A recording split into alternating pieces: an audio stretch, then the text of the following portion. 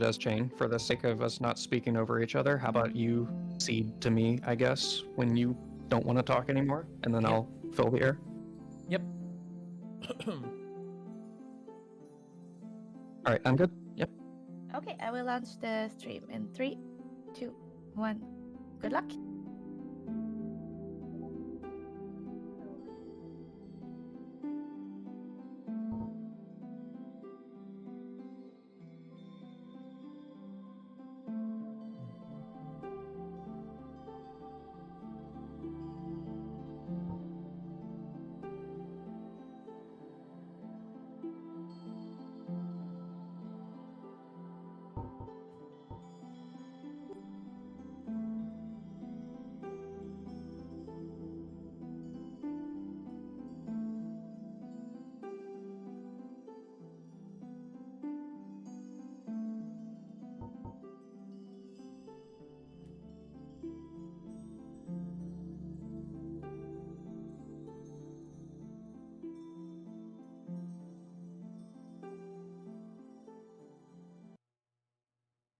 Do we go?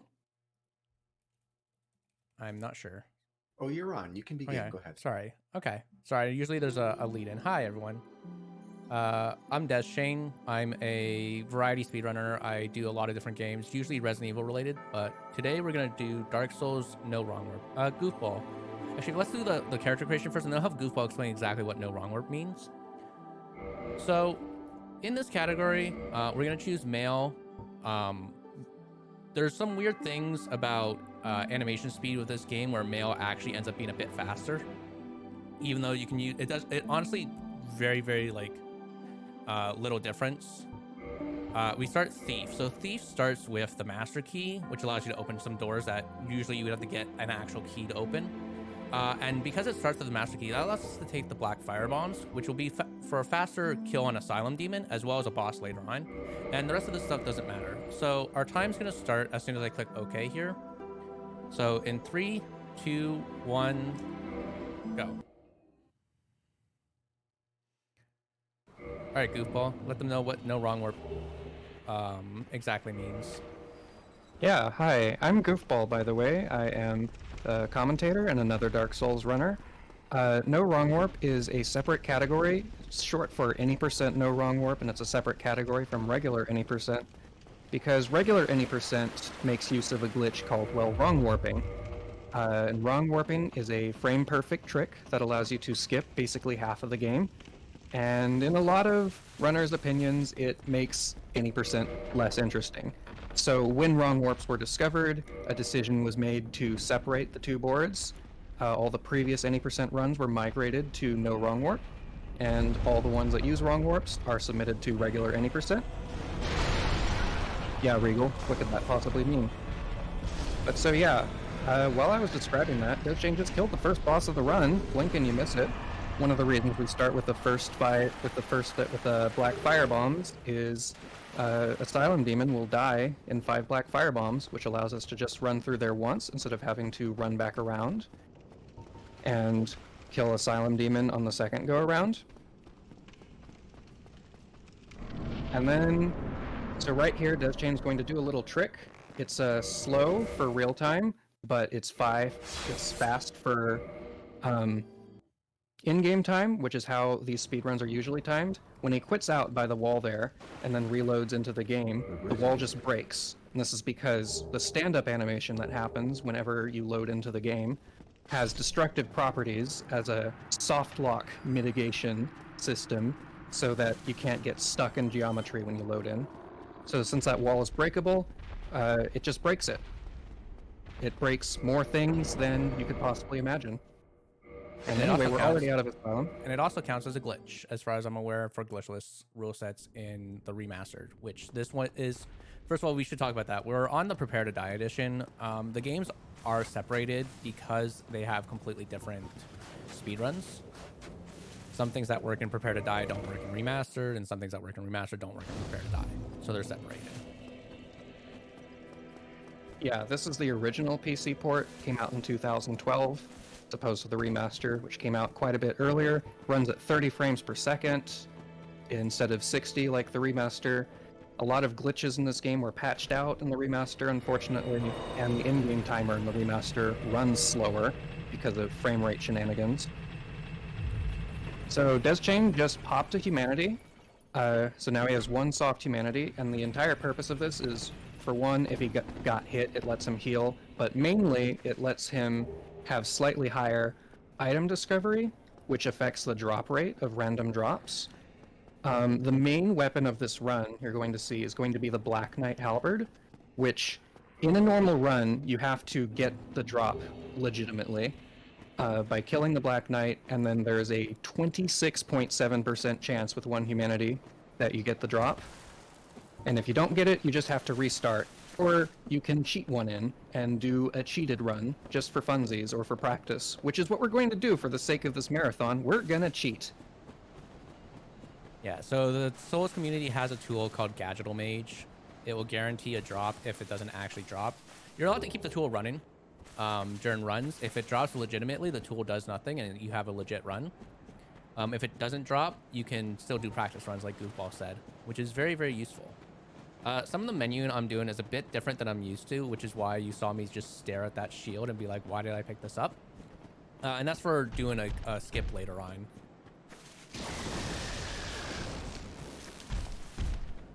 So unfortunately, this area, Valley of the Drakes, pretty boring. It's kind of the worst part of the run because it has a very, very slow start. But basically, you run through, you run around, you run past these drakes who aren't as scary as they look. The next part's kind of scary if you get a sword. This part, though, yeah, this part can be a bit of a meme. On the ladder, deschain's going to just reorganize his inventory. A lot of menuing we do in this game is, I believe in you, deschain, is, oh boy, is done okay. That was when you're in the middle else. of animations, so that you don't lose time to it. All right, we got there eventually. I don't know what my issue with that menuing was, but we got there eventually. We got there eventually. The scary part there. Scary part there is once you we go up that ladder to grab the red tearstone ring, by the way, which is majorly useful for this run. It boosts your damage rating by 50% when you're at low health, but the way this game calculates damage, that actually effectively doubles your damage, just for some reason.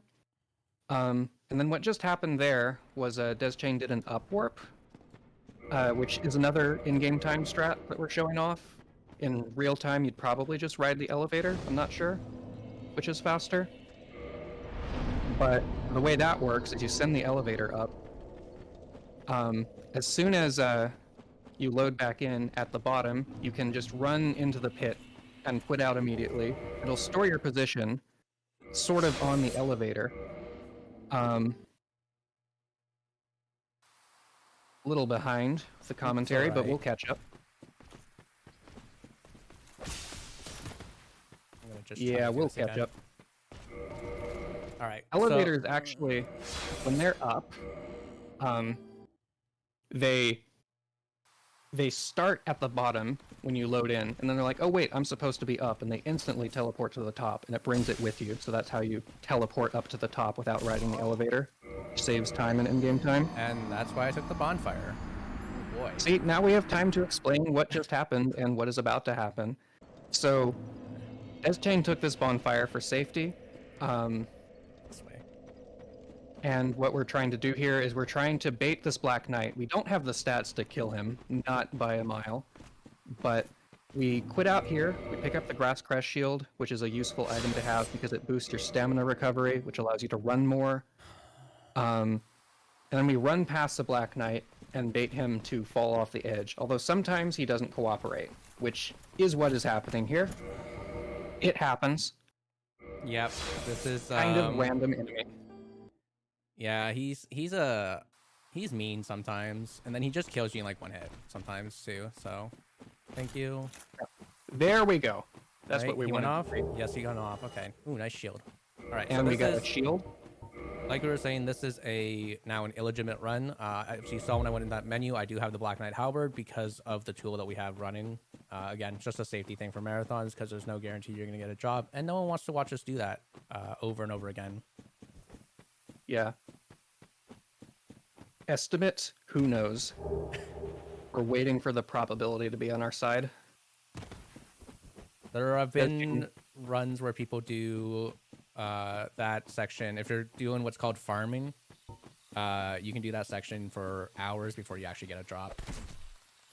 Yeah. Deschain stopped to pick up the bow, which is going to be useful for a glitch and a few other things.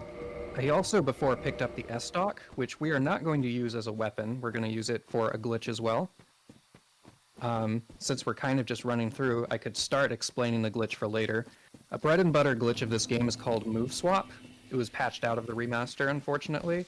What it does is it allows you to transfer the move set of one weapon to another weapon. So you get the attack value of a very powerful weapon, but the move set of a faster weapon. So we get the S-Stock, which is basically a large rapier, and it has a very fast running attack that does 2 ticks of damage. And later, we're going to transfer that running attack to other weapons. This is actually the hardest segment in the game, so I'm gonna let Deschain do the menuing real quick. No cap.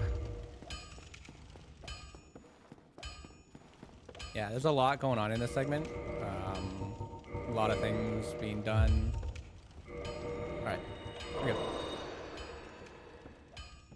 If you could explain what I did right there, because I need to think about this shot. So, Deschain just talked to Andre, and he did a whole lot of setup for the rest of the run. He bought all the Titanite shards he needs to upgrade that war pick to +5. We're going to use the war pick for one boss and then get rid of it. He bought a Cestus ×9 with another glitch. Normally you can only buy one Cestus at a time, but he bought 9 times, 9 of them at a time, which stores a number in the game's memory to keep it short that allows him to duplicate the Twinkling Titanite. So he has enough Twinkling Titanite to upgrade the Black Knight Halberd. And what else? He bought the war pick so he could use it as a weapon, and he bought the weaponsmith box so he can upgrade his weapons as he goes. And you might notice that the camera has done something wonky. And that is because Deschain is doing a skip called Sin's Gate Skip, which is pretty much a classic skip at this point. And the way it works is, so believe it or not, there are 2 planes that you fall through when you fall to your death in this game. There's the plane that kills you, the kill plane, but there's also the plane that activates the top-down camera, the death cam, as it's called. And when you enter the death cam state, the camera goes top-down to give you a cinematic view of you falling, but it also stops the game from loading and deloading assets so that it doesn't like hitch and stuff when you're falling potentially through a bunch of different areas.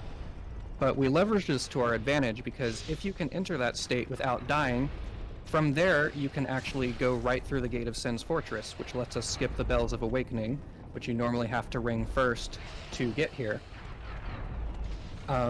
He managed to do this by aggroing that hollow there with a shot of the bow to get him to run to you, and then we parry the hollow and riposte him at a certain spot on the bridge, which lets us clip slightly out of bounds, just enough to hit the death cam, but not the kill plane. And now you might have noticed that he's already running. 10 minutes into the run, we're already at Sin's Fortress. It's running through. In a casual playthrough, this place can be pretty scary, but in a speedrun, it's one of the easiest, most consistent areas, honestly, for the most part, because it always behaves the same way. It acts on cycles, so you just have to run through and you'll never get hurt. With one exception, I guess, which is an NPC, or a hollow rather, lovingly named Bob right at the end. Deschain jumped through that arrow trap to set up RTSR, Red Tier Stone Ring, for the next boss, Iron Golem, which is necessary, because we barely have any damage as it is. We need quite a bit to deal with Iron Golem. So normally, Iron Golem is pretty tanky, and he has very high resistance to physical damage, but we're going to, for one, he's about to move swap the war pick, which we're going to use for this boss. And for two, you can achieve the boss sort of by hitting him in the legs. 400 damage below the knees will stagger him, and another 200 damage will make him fall back. And if you line up everything correctly, he will fall off the bridge and instantly die. But you get forward. And then we can use the souls we get from him to level up our Black Knight Halberd, which will be the weapon for the rest of the run. So there's do a lot of different menu in there, mainly because I messed up moving the weapon earlier, so I needed to find time to move it. But you'll notice that we have the war pick in our left hand, two-handed, and that usually is not able to work in this game. And there we go. I'm gonna do an R1 and a run-in attack. And goodbye him. I'm risking it. Yeah, good call.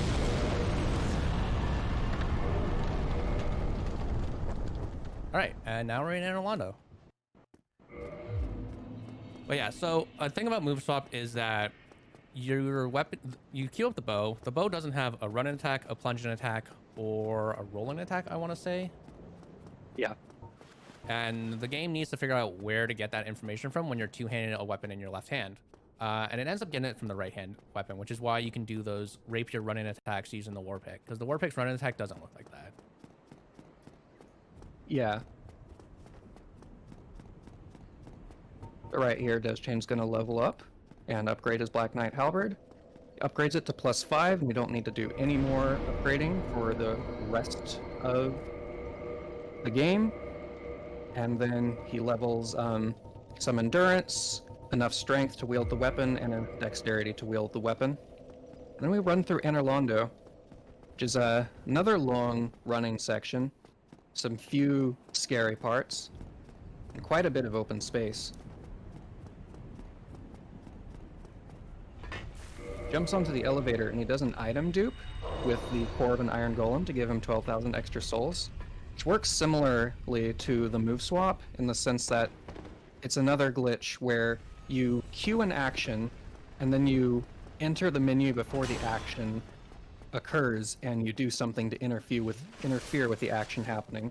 So he queues up the usage of the soul, but then he opens the menu and uses an Estus flask instead. So it consumes one Estus flask, but we get the effects of popping the soul, so he gets a free 12,000 souls. And anyone who played this game casually probably remembers this section and probably hated it. Because this raptor section is notoriously annoying. Uh-oh. Nice jump. It's definitely what good. You want to do there. We're good, we're good. We survived. Ooh, that was scary. All right, so this next section we're going to be quiet on because it's basically using audio cues the entire way.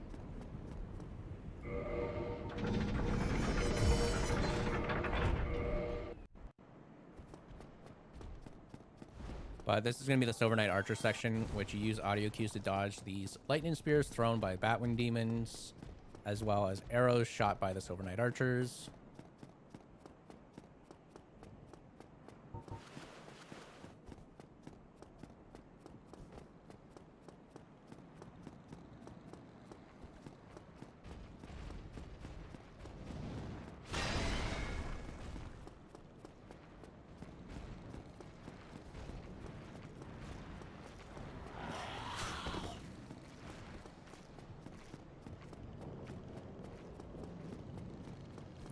Good first section.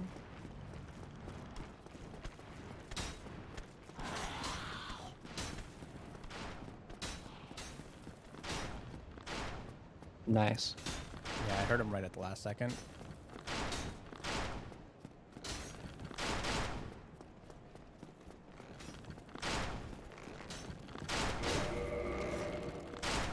All right. Whew. All right, made it. So that's Silver Knight there, bane of many people's existence, but we have strats for him. Either you can get him to run off if he has the RNG that lets you do that, or if he doesn't, you just kill him with a Black Knight Halberd. He dies in 2 hits. There's bonfires for safety, because right up ahead we have Ornstein and Smo, which is a very random boss fight. because there are two enemies, and when there are two of them in a boss fight, sometimes they work together in ways that aren't beneficial to us. So since he healed fully from the bonfire, he sets up RTSR by taking a hit from the Silver Knight there. You can jump over this railing to skip right back to where you were, or actually, if you don't mess up the jump, sorry, deschain, you can go right to ONS from there. No, this is fine. As long as I don't mess As long up as again. you Oh. don't take chip damage. Usually that That's the jump job we actually took the doesn't do bonfire. damage. I was gonna say, usually that jump doesn't actually do damage. I wasn't expecting this to happen. I was expecting more to die to ONS and not like setting up RTSR. But it's a good one. I haven't seen that in a bit. Yeah. You can take chip damage if you jump a little early, which means you're jumping from a higher elevation. Ah, that would do it. For But some reason, thankfully, you never... we have the bonfire, so it's all right. Yeah. Gravity is actually the hardest boss in this game, as you'll see in a few sections coming up as well. Yeah, I think I run all bosses as well, and I think 2 of my deaths are to gravity in my run. So we move swap the Black Knight Halberd, and we're going to see what opener we get from Ornstein. Alright, we got the dash opener. So it's just a matter of, will he continue to behave? Oh, he jumped back, which means deschain died. Unfortunate. I think I just didn't run an attack fast enough. But Yeah.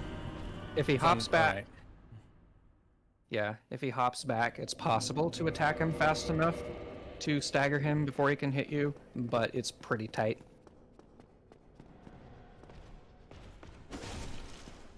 That's right. This This boss is is definitely... regarded as one of the hardest bosses normally, or at least I regard it as one of the hardest bosses. It's definitely a gatekeeper for many runs, and not even just in this category. Yeah, for sure. It would be really cool if there was a way to completely disable their AI, but unfortunately, we can only partially disable it in other categories. Uh-oh. I'm gonna have to go out here. The other thing is the boss behaves differently if you have to go through a second time, if you have to quit out during the fight, or if you die and come back.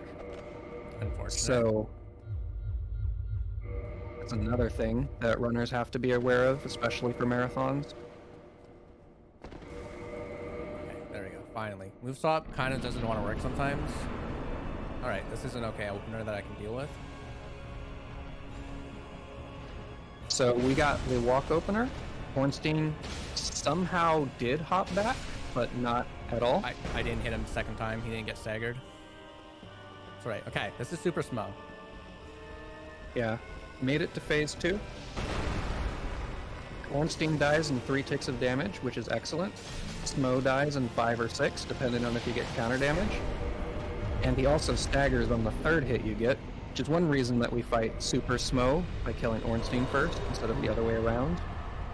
I think it's Because Super Ornstein doesn't stagger at all, so it takes longer to kill him as a result because you don't get as many opportunities to attack him. So And here we're going to brutally murder. Sorry. Go I was gonna ahead. say, unfortunately for her, it's faster to shoot her than to talk to her. So, rip. Yeah.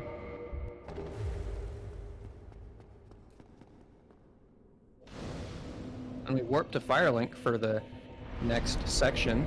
Deschain's going to drop a few things while he's warping, because as I said, it's faster to do menuing when you're in the middle of an animation.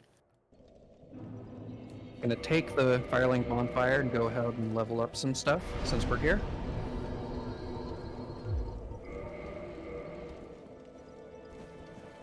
And coming up next is, in my opinion, the coolest glitch in the game, which is called Blighttown Skip, or BTS for short.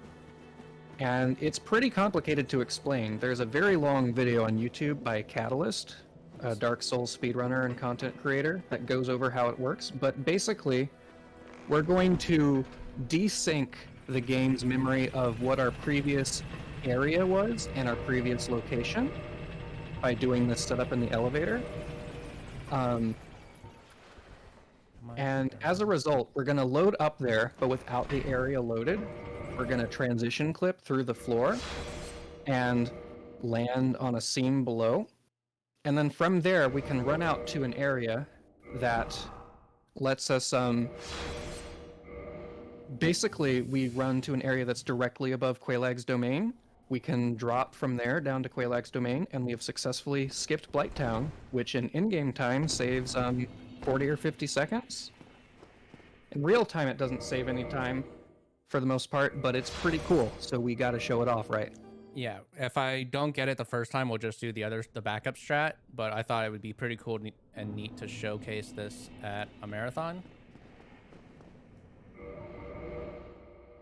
Thankfully, the kill box is fairly low on the left side, so you can actually just quit out if you don't mess up the quit out.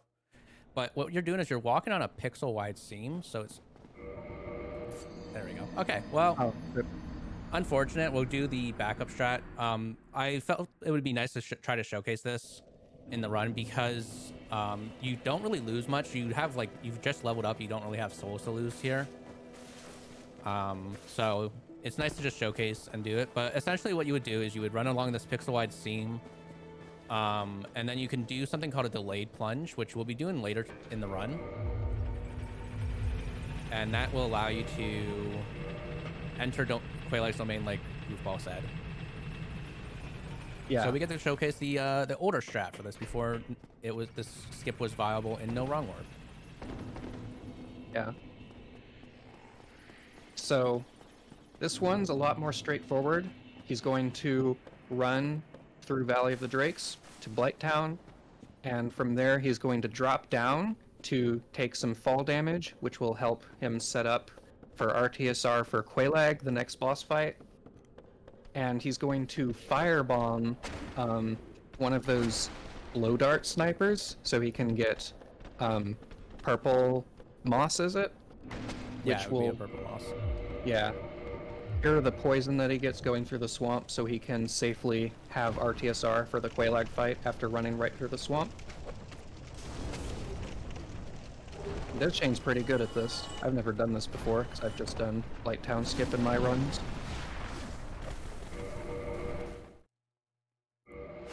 That roll is actually harder than it looks, which is why I fail it a lot. Okay. You can bump on so many things while doing this, so we're going to do a fall damage cancel here. There we go. And now we're running through Blighttown. That fall damage cancel actually works the same way as the one that we would have done for Blighttown skip. You plunge on a slope, and then you're able to roll out of plunges in this game for some reason. So when you roll right at the bottom, the iframes from the roll will protect you from fall damage. This takes us right to Quailag's domain. He eats the purple moss so that he can, not die from poison. And we have a beautiful RTSR setup, which will let us kill Quailag in 3 or 4 hits with the Black Knight Halberd. The strat for this, if you can manage it, is to hit Quailag in the body, the human part of her, which staggers her, and then you can stagger loop her. If you miss, though, it's not a huge deal with RTSR. You can still kill her in 4 hits.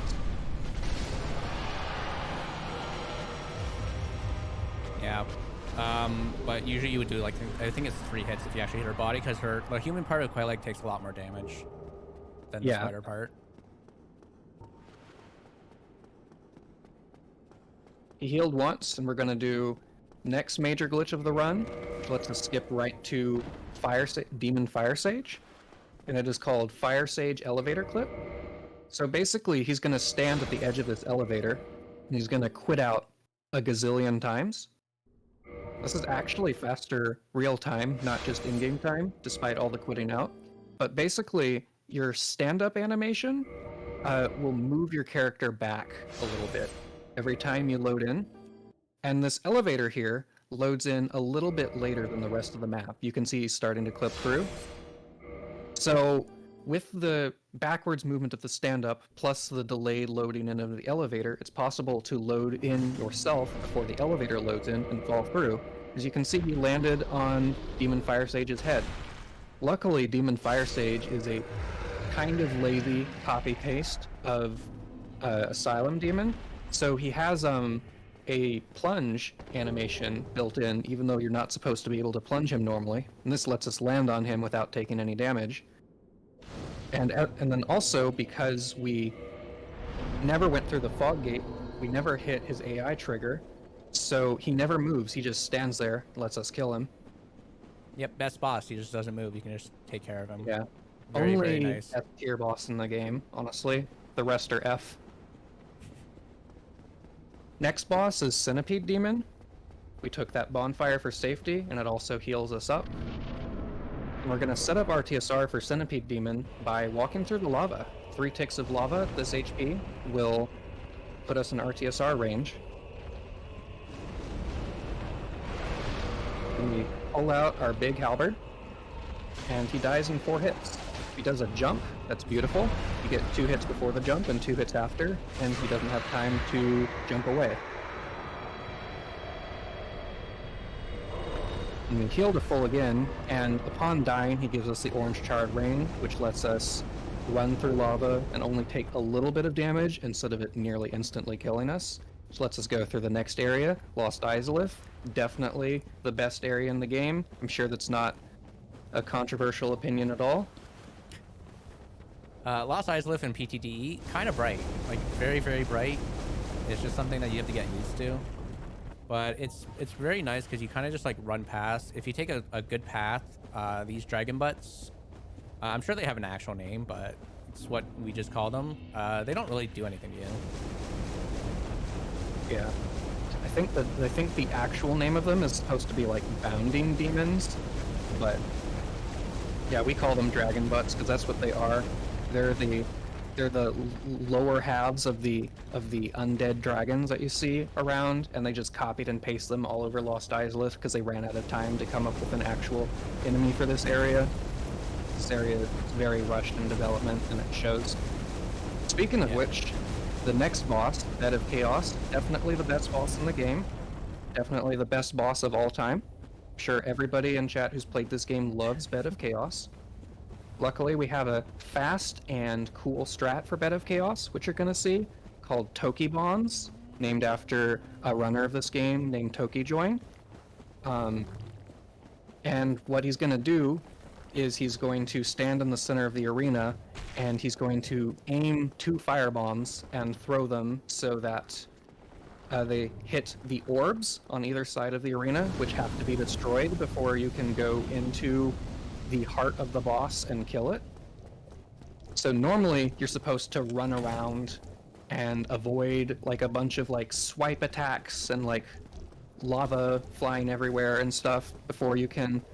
And a lot of people die to that because it's kind of no fun. But this way we can just run right to the center and not have to deal with any of that. And it's fast. Also scary because if we mess it up, we don't have another chance to retry it. Yep, so, and then you have to do a backup. So hopefully I don't mess this up. Yeah. Moment of silence as we witness this occur.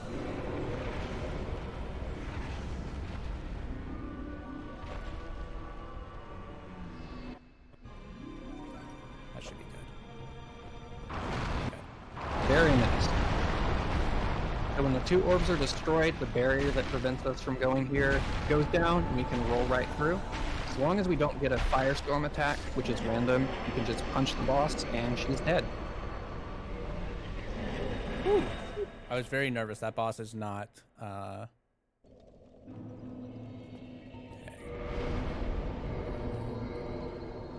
That boss is tough. Sometimes if you miss a Tokibon, there's kind of like not a lot you can really do. Yeah.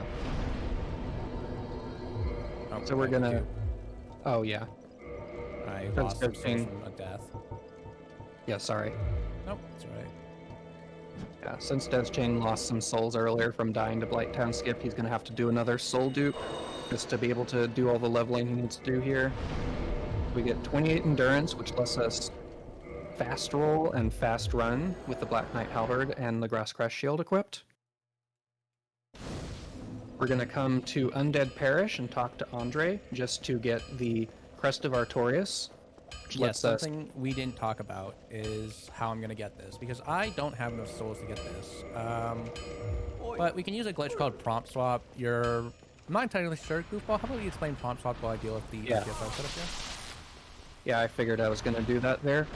So we don't have enough souls to buy the Crest of Artorias. It costs 20,000, and we had less than that.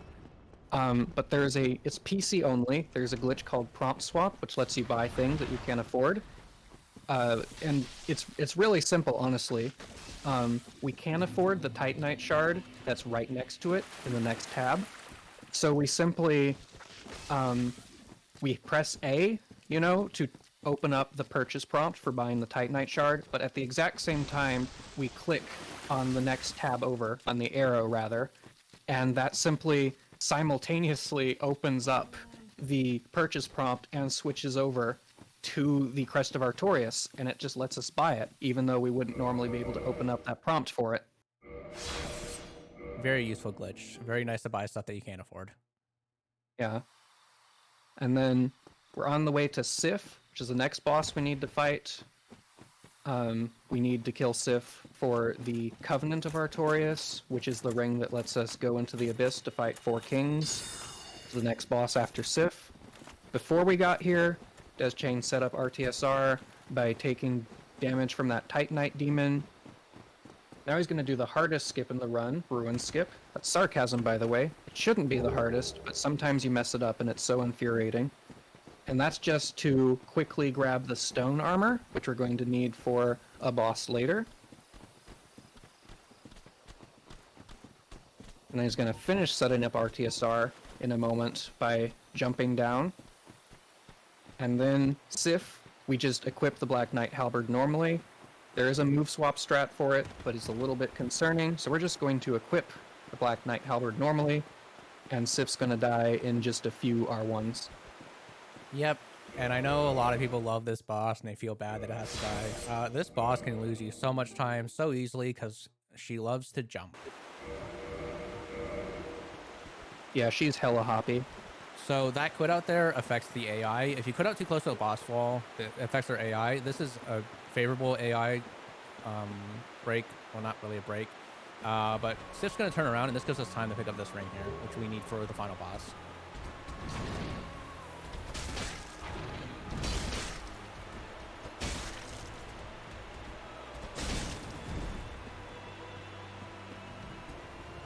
Oh. Oh, Deschain. That was, honestly, I thought I would have more time. That's actually pretty funny. I've never done that before. Yeah. All right. I would have done a running attack there, but I understand how that happened. It's all right. We can do this again. Yeah. Dark Souls is a very punishing speed game, by the way, as you're seeing, because if you make one little mistake, you have to run all the way back, which loses you multiple minutes, as opposed to other games that have, like, checkpoints. I mean, in an actual, like, PB run, you'd probably just reset and start over, which is also punishing, but... I missed somehow. Can you shoot another lightning at me, please? Thank you. Thank you kindly. That jump is concerning. Yeah, unfortunate. And it also changes... It also changes how Sif's going to behave when we get back there, because now she's going to start at the other end of the arena and run towards us. Which is concerning, but it's all right. It's just something that happens in this game. Sometimes you make a small mistake or you misjudge the attack speed of your weapon, and then you die for it, and then you have to run back. So, Dark Souls is still a very hard game, even as a speed game.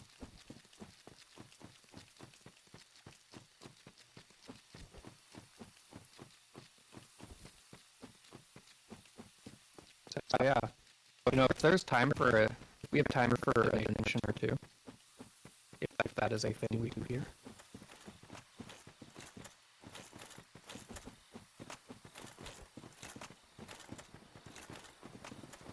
Or if not, well, yeah, we sure are running through Darkroot again. Luckily, we don't have to do Ruin skip again.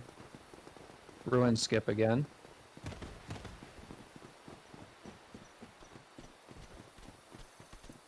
it's not a terribly interesting area when you're just running past every enemy, skipping all the interesting stuff.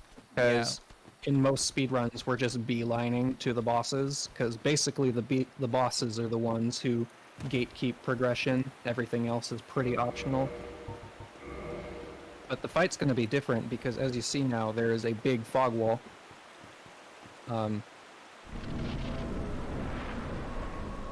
And Sif is already here, running right at us, whereas before we opened the door and were able to run up to Artorias' tombstone. I'm sorry, ma'am. What? Okay. Unfortunate. I was Classic. Usually if you're under Sif, nothing hits you, but I must have been a bit too far back. That's unfortunate. A bit too far right and back, yeah. So the sword can hit you there. Unfortunate. Thanks. Yeah, this boss is interesting.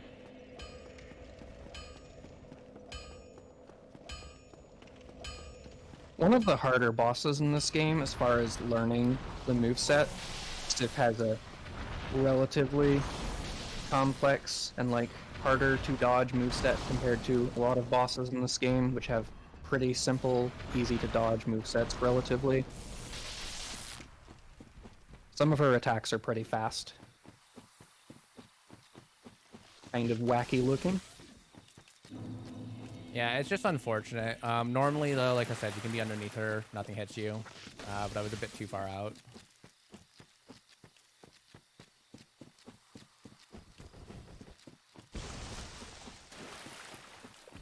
I suppose for the sake of filling the air, I can say that those trees we run past never hit you.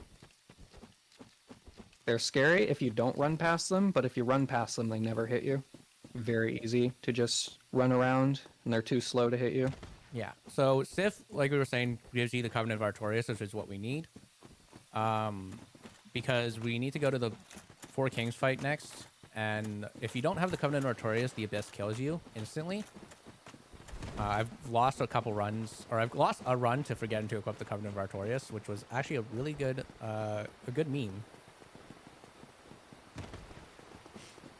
All right, this time for sure we just get past Sif, and then we'll be ready to the next one. For sure.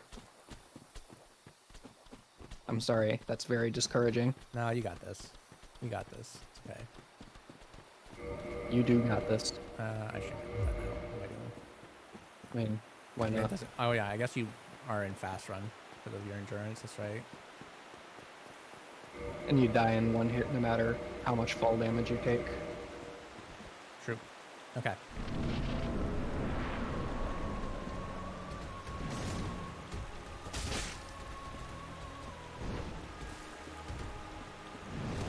Yep.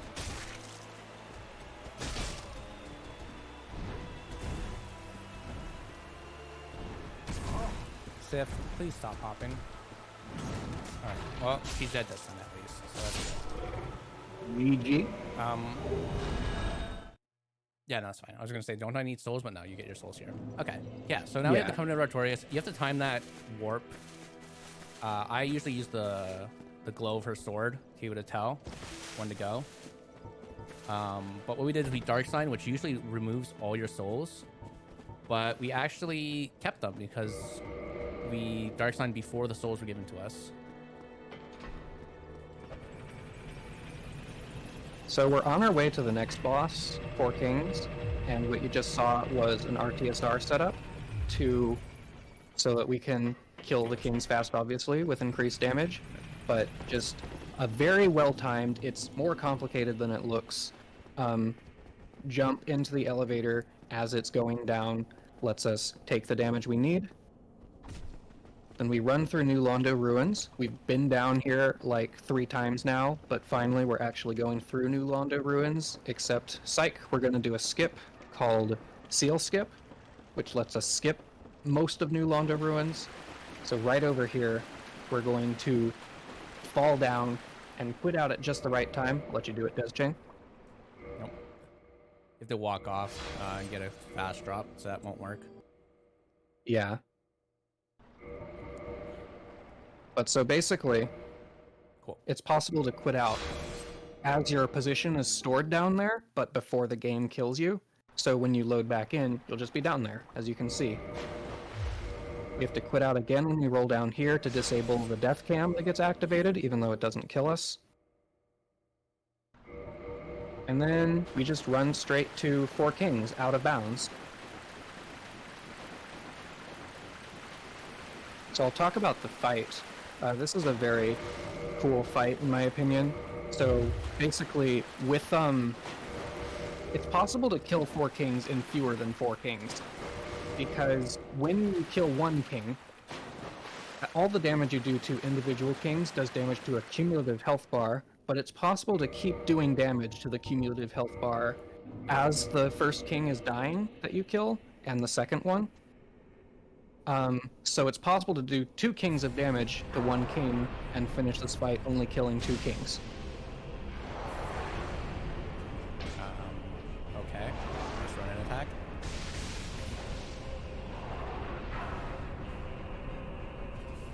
Nice strafe. Unfortunate. Ooh. This might be a 3 king situation if I don't do the next fight correctly. Where is it? Okay. So I missed a couple run-in attacks, which is not great. This fight's very technical.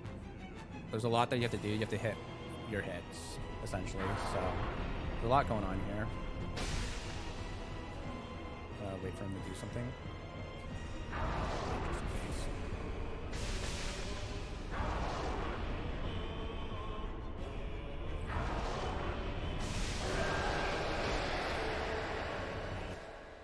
You picked a frightening attack to strafe, by the way, but GG. Okay. So we still got a 2 kings just because of having to change up a little bit. And this one, you have to be very careful to not say no. Very well. Saying no kills the run. Or, yeah, I was going to say, saying no just kills the run. Because we can't place the Lord Vessel otherwise.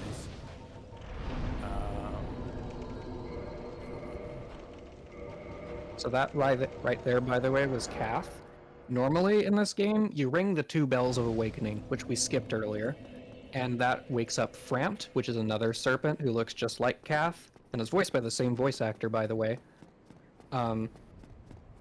But if you get the Lord Vessel and you never place it, and then you go kill 4 kings, Kath will appear, and he's like the evil serpent. He gives you an alternate explanation for the lore, which I know nothing about. None of us know anything about the lore. What even is lore?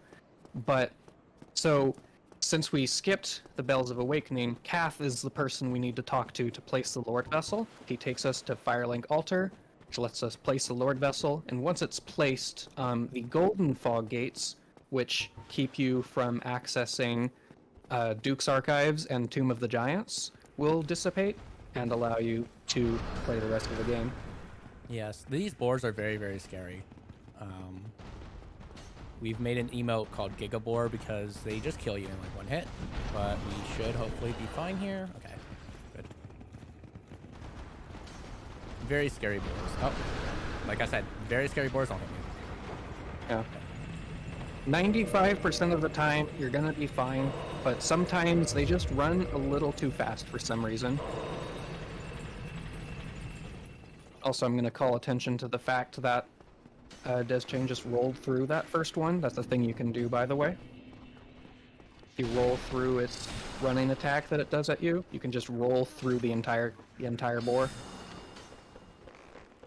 So we're going through Duke's Archives, and deschain is going to do a skip called Duke Skip, which is one of the oldest skips in the game. It was found shortly after the game was released, because it's a parkour-based skip. And basically, he's going to send the elevator back down.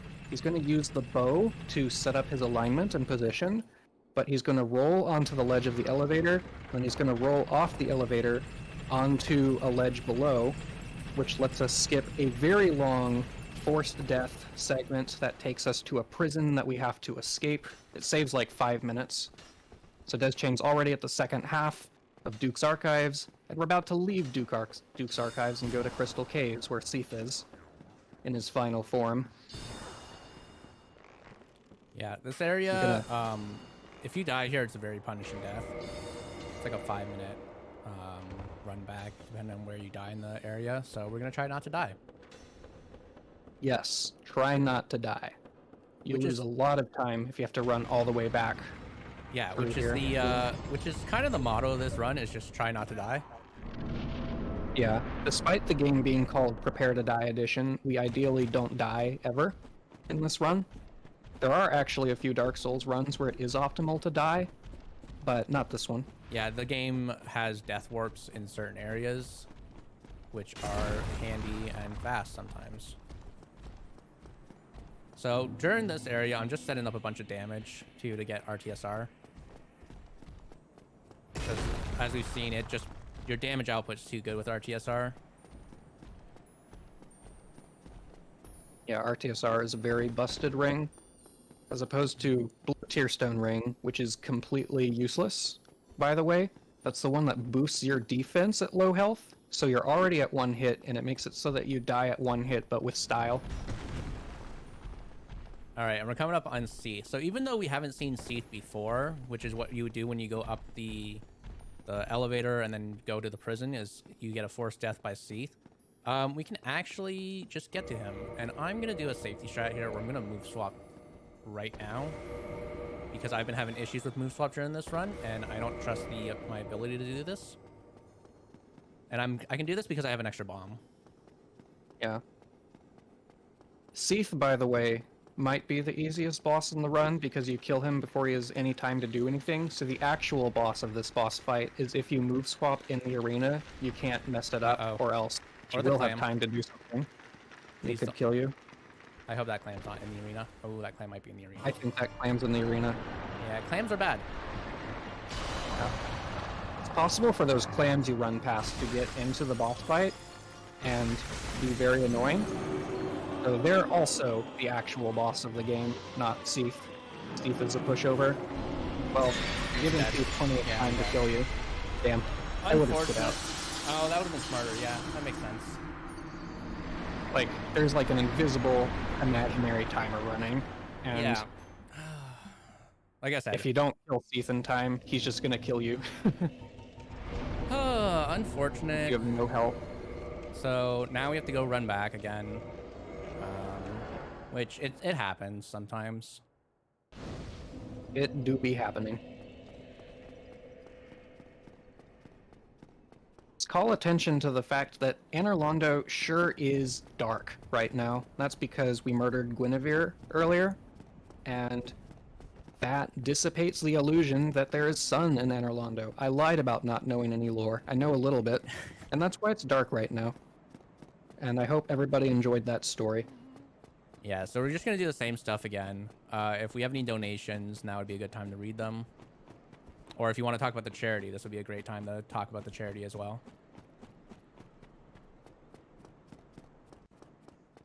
We don't have new donations at the moment, but this is charity dedicated to volunteers for food banks and groups that serve the areas that need emergency grants and expert guidance to schools and local community groups to help feed kids.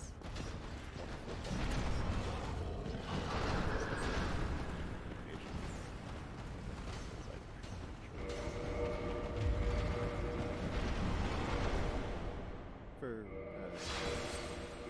incentives open for runs a bit later, names for the Elder Scrolls 2 and 3 runs.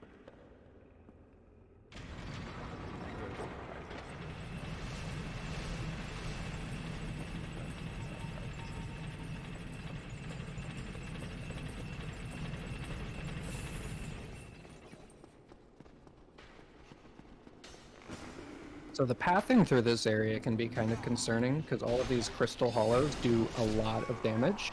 And yeah, as you can see. Sorry, I might have jinxed it. No, I messed that up. So this is just like a perfect explanation of how Dark Souls can just be a very rough game to run. I think I moved slightly too far in the wrong direction and I died for it. which is it's just a thing that happens. The fight against Seath again is going to be different because you didn't kill him in the first try, so he's going to be in the way, so we have to run around him. Because if I had quit out, the crystal would still be there, would still have been broken, so I could have just gone right into Seath, which would have been a smarter play, which is unfortunate. I didn't even think to quit out. Sometimes if I don't have like the experience or something, I won't think to do what would be the simplest option. So we're gonna have to go around Seath and break the crystal again. But at least the clams won't be as much of an issue once we get back there, because now the fog wall will block the clams from entering the arena. Yeah. The normal fight, you have to do specific pathing to keep the clams from entering the arena. Since they can just walk in, there's nothing stopping them from doing so. And as long as you get in fast enough, then the fog wall appears once the boss fight has started and they can't get in. But how about I talk about Duke Skip and how it used to be a lot harder. So in this one, you're going to see Deschain do Duke Skip again, like he did before.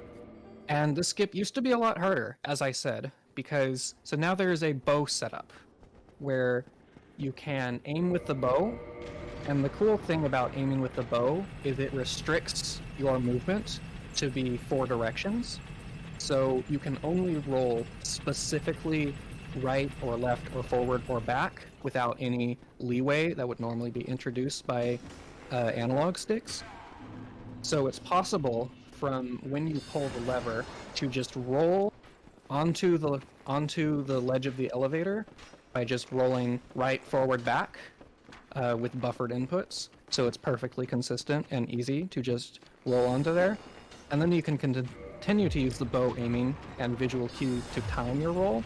Whereas the very difficult part about the skip before was that you didn't have that precise of a visual cue, so you had to have just like a lot of experience aiming yourself to roll off and onto the ledge, or else you might bump into it and mess it up, or something like that, or just fall to your death. But this is very easy. Yeah, the bow setup's really nice. I duped twice there because that second death made me lose all my souls that were at Seath. So I'm gonna need to. We're gonna have to spend some time duping to get the souls back, because I have to get enough souls to level up to 24 bit. So I believe we need 100 and what is that? 54,000, 164,000, something like that. Sounds I believe like a so. Reasonable approximation. I believe that's I don't how much actually it know is. off the top of my head. I think it's 164,000 souls. So we'll have to spend some time duping Sif's soul, which gives us 16,000 each time. Oh no, yeah. It might be a bit more because Seath gives us some souls as well. But normally you want to have 148,000 when you go into Seath, and then you dupe another, or you use up Sif's soul to get some more souls. So we're gonna set up our TSR again. Don't pop Sif's souls from muscle memory, by the way. Good point. Yep. I'll end up just duping the bone, and oh, this guy's gone. Okay. Oh, So, yeah. I guess he fell off before. Yeah, he must have fallen Those off. golden crystal golems that you run past don't respawn, so if he fell off before, he's just not there now. All right. See, try 2. So like we said, this is a horrible segment to die on because you just lose so much time.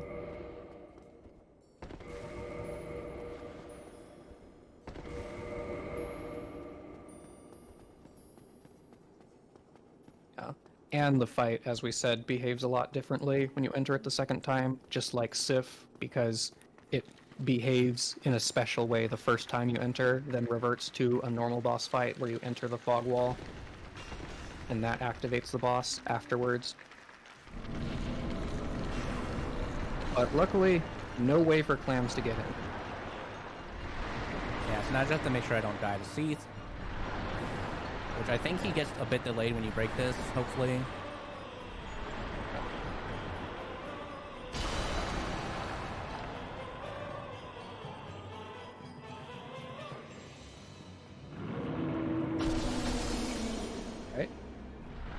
Seath goes down very quickly with 2 running attacks and an R2. Or even has a chance to do any attacks of his own. Oh, I guess one of your running attacks hit the wrong hitbox. Yep, So I but had to it's do an extra fine. one. We did not die. Yeah, So we're gonna it's get possible because the Black Knight halberd is so long that it can hit, instead of the crystal belly, which is weak and takes more damage, to hit his body behind that. So as a result, you do slightly less damage, and you don't kill him in the number of hits you want. So we're just gonna have to dupe just to get enough health. Oops. I'm actually gonna equip the shield because I'm better with the parry dupe.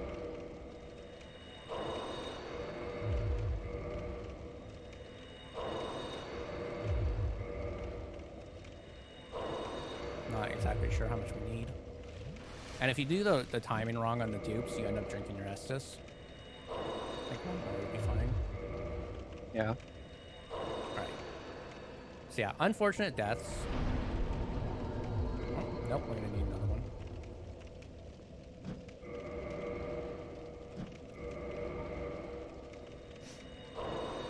Alright. There we go. Now we're coming up on the third last boss. So we're almost done the run. But like I was saying, deaths, like, it's just a thing that happens. You got to get used to dying in Dark Souls. The game is difficult. Generally, the bosses aren't the hardest part. It will be running through the sections because the enemies can just get you very, very easily. A lot of the runs are done on very low health, or you just have like, you can just get hit by multiple enemies and they'll stagger you.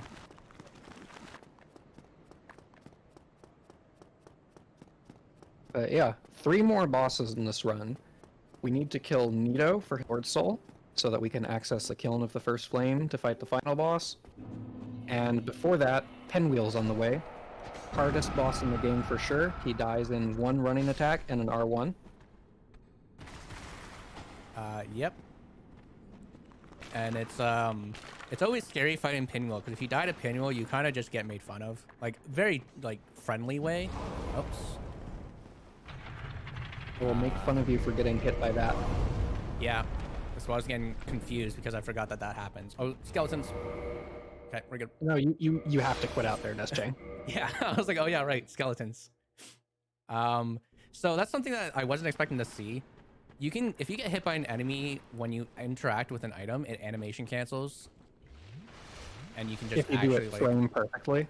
Yeah, so that's what we ended up getting there. And now we're gonna just. Hi. Now we're on the bottom. Yep, now we're on the bottom. Uh oh. That's why I healed. Uh oh. Oh, don't We're die good. to the pit. Don't die to the bone wheels. They're the scariest part of this area, for sure. Okay. You skip the rest of it, so there's nothing else that's really scary about it. Okay. Move swap is very difficult today for some reason. There we go. I'm gonna heal. We're gonna take this extra safe. The fall damage cancel that he did, by the way, is a delayed air roll, which we were going to do for Blighttown Skip, where you plunge on a slope, and then it's possible to roll right at the bottom, and iframes from the roll will save you from fall damage. To do the delayed roll that late after the plunge requires keybinds, or else it's frame perfect, but a glitch hunter in the Dark Souls community named Androv figured out keybinds to make it consistent on PC, and they're very clever, and outside the scope of this discussion to explain. But now Deschain's running through Tomb of the Giants. Yeah, But, I think it makes it from frame perfect into 4 frames. Which Yeah. is actually a lot better. Yeah. A lot better than just 4 times better. But, you might notice that Deschain doesn't have a source of light or anything. That's because we don't need it. It's not like the geometry of this area changes, so you can just run through it if you know the way. And getting a source of light is slow. Yeah, so running through Tomb of the Giants, once you learn the path in, is actually very comfy. I have died a couple times to just something like jumping in the slightly wrong area or slightly too early. You can just fall, and then the game will calculate fall damage from the point where you're at the top, and then you just die. One of the big skeletons in the middle can sometimes be annoying, but deschain got past him scot-free.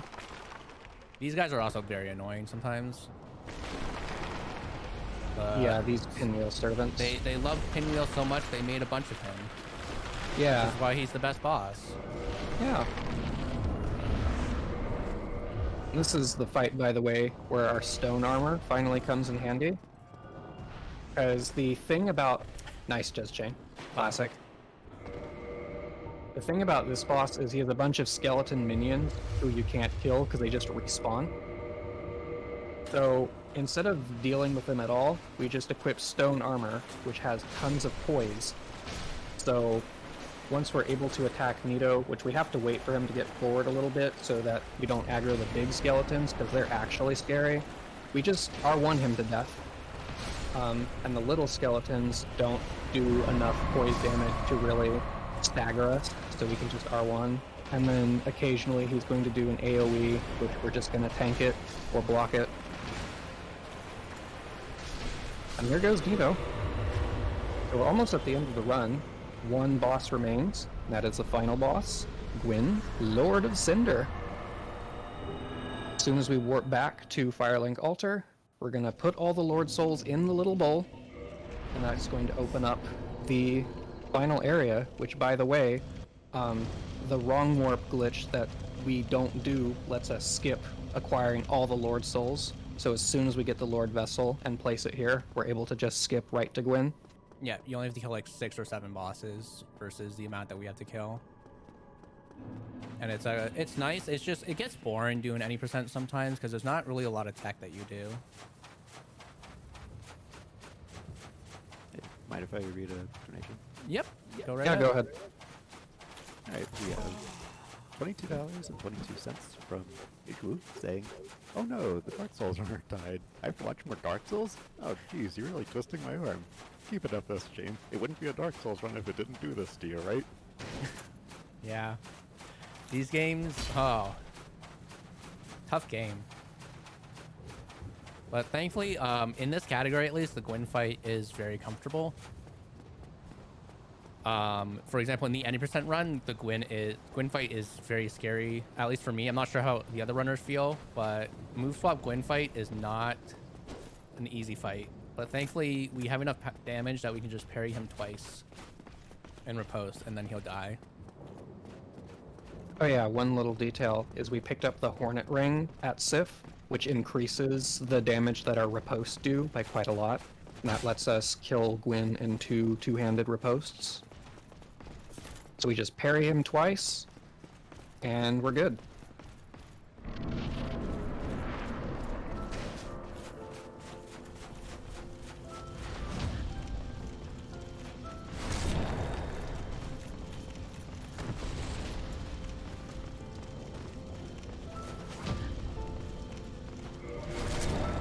And GG.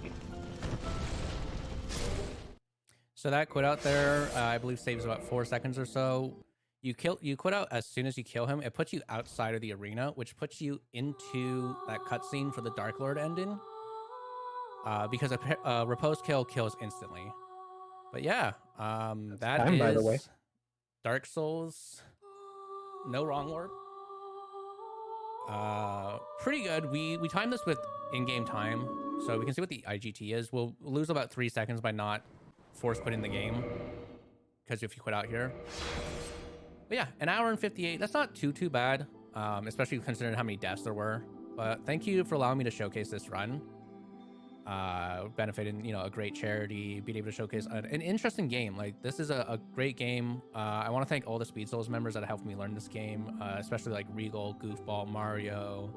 I want to thank Catalyst for getting me interested in the Dark Souls series. I started watching him when he was still doing Dark Souls before he switched to Elden Ring, and it piqued my interest in this series so much that I wanted to learn one of the games. And the Speed Souls community, very, very helpful. They help learn stuff. You can ask questions. And it's really great to learn with people that want to teach you. So, and yeah, thanks for having me on. And thank you, Goofball, for commentating. You are very welcome.